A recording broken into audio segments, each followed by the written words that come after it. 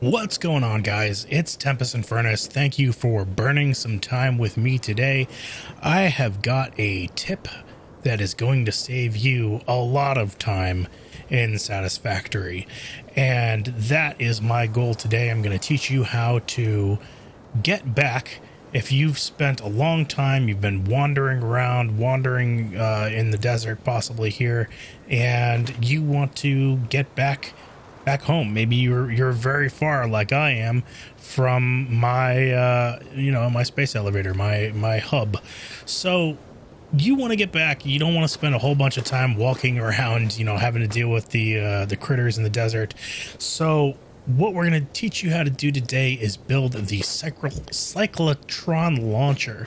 A lot of people have talked about how finicky this is and just how hard it is to get it up and running quite right. And I have, I think, a pretty good method that I can show you today. But where I'm located in the desert, this is one of the problems that you might run into building this thing, is that you cannot build it if there's going to be something in your way. Obviously, I could make one to launch me up and jump up, make a huge jump, but then I would have to build another one. And I want to try and do this with the minimal amount of supplies possible. So what you're going to need to build this type of device is you're going to need a stack of steel pipes. You're going to need a stack of rotors, a stack of copper sheets, a stack of encased industrial beams, some iron plates, some concrete, some cable, some wire, and some iron rods. And then you're also going to need some just random scrap, some fuel source to briefly power a bio generator, because this thing, one of the great things about this device is that you can just throw fuel from the area, grab like 50 leaves or something like that and throw it in. That's all you need for the temporary boost of power to shoot you across the map. So you can build this thing and just leave it behind and use a local power source to get you where you need to go. Let's drop pod. Okay, so the first thing that I need to do, unfortunately, and this is something else that I can teach real quick, a little trick if you don't know it, but having fuel on you is extremely helpful to move around. And if you need to climb quickly, get your jetpack to be full and then tap that space bar. Helps you to really kind of get some fuel quickly, or get some height quickly, I should say, to get up to the height that you need to get to if you're going to be climbing some kind of a mountain or other obstacle. You want to get up there as fast as possible without hopefully falling and then losing health, which I'm about to do. Probably. Oh, see, I managed to not lose health. Now the question is, can I get up here? I might have to place a platform temporarily, and that's okay. If I have to do that, I'll do it. But if I can manage to get up to an area where I can stand and refuel my jetpack, I'll do that instead. And a lot of the times I think that they thought of this when they did their level design. So most places have, like, if you have the jetpack and you're properly flying, there will be a way that you can kind of have a place to stop. Okay, so once we get up to a reasonable height that we're going to be able to get over and get the correct direction that we need to go, what we want to do is start to build. And what we need to build is a 3x3 grid of platforms, and we want those platforms pointing at the direction that we want to go in. So we're going to head back to the space elevator. So first step is to place a platform, and then we're going to place another platform, and it's okay if that's going to clip through the ground a little bit. That's all right. It's okay if this is hanging out over space. I don't particularly care right now. I'm not too focused on, aesthetics for this particular build, because I'm just trying to demonstrate so we can get back to base.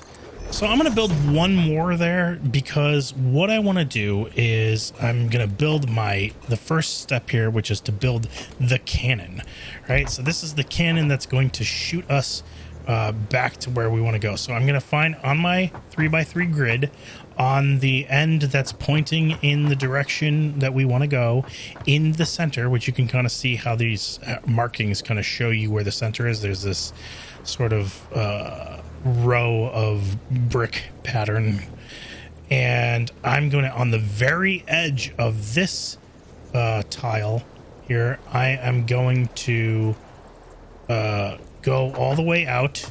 Actually, I'm going to go right here, and I am going to place this support. Then the next thing I'm going to do is I'm going to go from there to the middle of this one, right? Also on the edge and in the middle, and I'm trying to not be in the way of this. Right on the edge, and then I'm going to go up and angle it. And it can be as high or low as just long as it's pointing that direction and fairly well angled up. That's what we want. We're pointed in the direction, we've got our cannon. The next thing that I want to do is I want to put an entrance on that. And because there's already a tube coming in, and there's actually, I want to show a little trick. So there's already a Hypertube attached to that support, so it's going to point in that direction. Now, if you have a support that is just a free support and it's just standing there, and then you go to put a Hypertube entrance on it, you can kind of point in either direction and it'll go either way. The long side is the side that is the direction that the tube is going to be going in.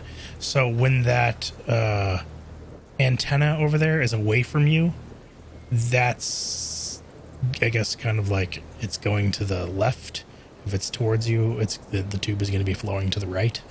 So that's just a little helpful little tip about the direction of the Hypertubes. But now what we want to do is, now that we have that all built up, is we want to make the cyclotron.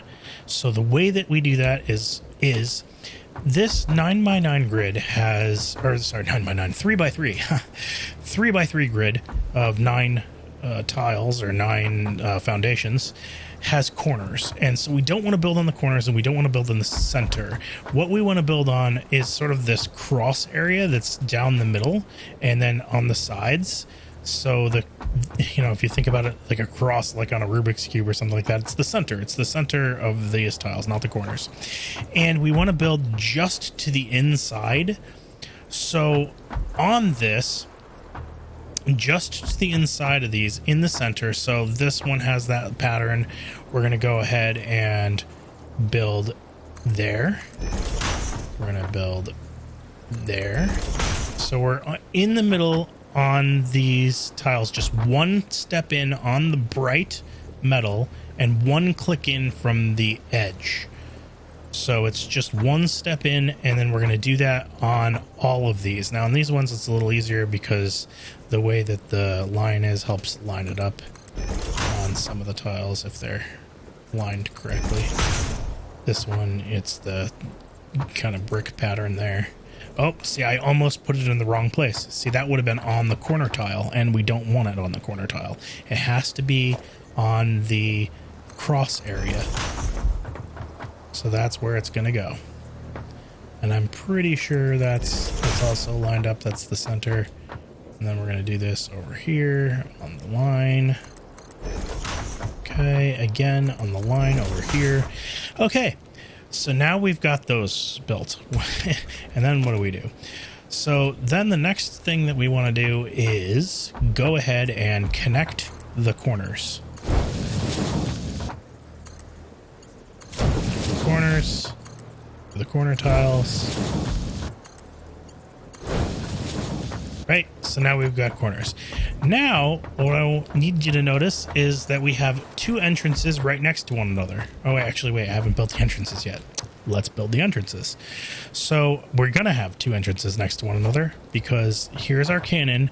Right next to our cannon, we want to build an entrance.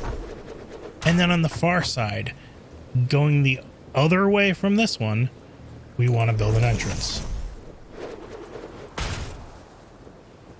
And then what we want to do is where these gaps are on the either sort of the back and the front of this thing, we want to connect those as well. So I'm going to just close this off. Close and close.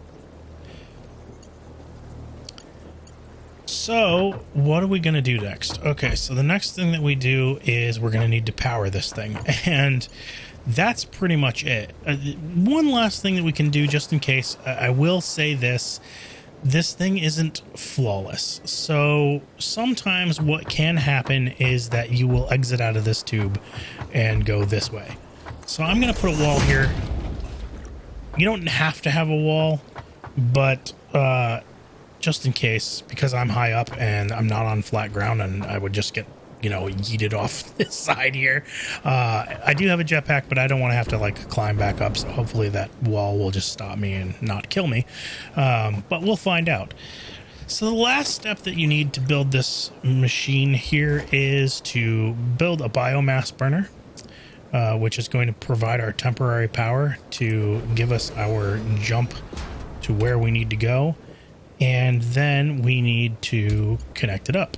And we can build a wire to a pole here, and then a pole. We want to connect that one, and we want to connect that one, and then we want to connect that one. And now nothing's happening because our biomass burner does not have any fuel. But that's okay. We have fuel with us.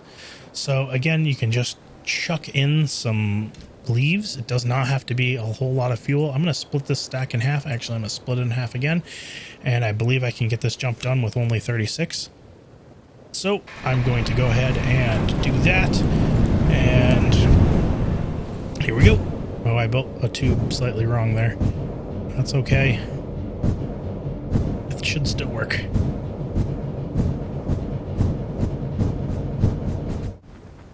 And we're off.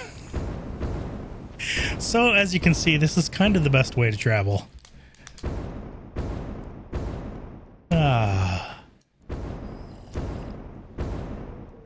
And it's a great way to clear a whole huge amount of the map and get back to where you want to be.